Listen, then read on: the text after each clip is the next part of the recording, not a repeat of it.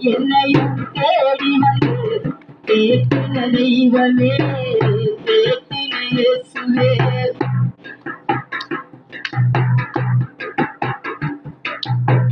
வாழ்க்கை என்னும் பாதையில் நான் நடந்த வேளையில் எத்தனைய துரோகங்கள், ஏமாற்றும் தோல்விகள்.